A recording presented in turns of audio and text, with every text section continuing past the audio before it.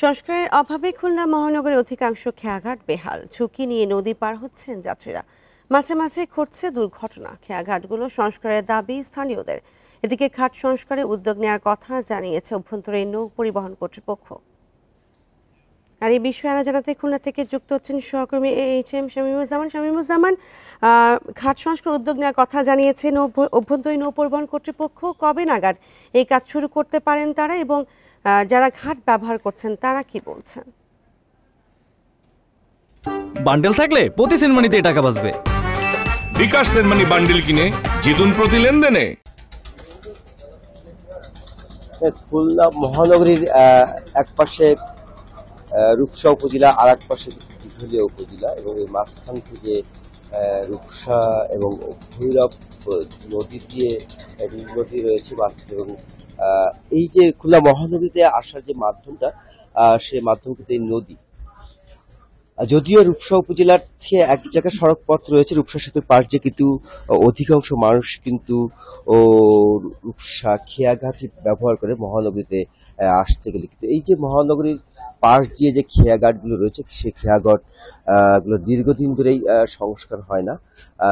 কোথাও ভাঙা রয়েছে, কোথাও পন্টুন ভাঙা, কোথাও দেবে গেছে, কোথাও মানে অর্থাৎ যে পারাপারের অনুপযোগী এই খেয়াঘাটগুলো সংস্কারের দাবি দীর্ঘদিন ধরেই করে আসছেন যারা পারাপার হয়।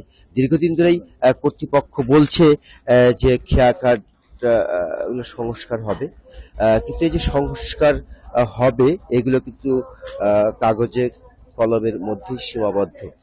আবার কখনো আমরা দেখেছি যে নামমাত্র সংস্কার হয়, কিন্তু সংস্কার হলে কিছুদিন পরেও কিন্তু আমরা আবার দেখেছি ওই খাটগুলো ভেঙে গেছে। আবার কখনো বা নামমাত্র সংস্কার হয়, একটা লোক দেখানোর জন্য সংস্কার হয়। অর্থাৎ যেভাবে সংস্কার করা দরকার সেভাবে কিন্তু সংস্কার হতে আমরা দেখিনি। এ নিয়ে কিন্তু যারা পারাপার হন, যারা নিয়মিত নদী পারাপার হন, তাদের মধ্যে একজনের ক্ষোভও রয়েছে। এবং এই যে ভাঙা বা ব্যবহার অনুপযোগী খেয়াঘাটের জন্য প্রায় দুর্ঘটনা ঘটছে। তবে সব কর্তৃপক্ষের সাথে এই বিষয়ে আমরা বারবার কথা বলেছি, তারা যেটা বলছেন যে সেই একই কথা যে সংস্কারের উদ্যোগ আছে, পরিকল্পনা আছে, কিন্তু বাস্তব পদক্ষেপ কিন্তু কখনোই আমরা দেখিনি। তো এই ছিল আমার কাছে সর্বশেষ।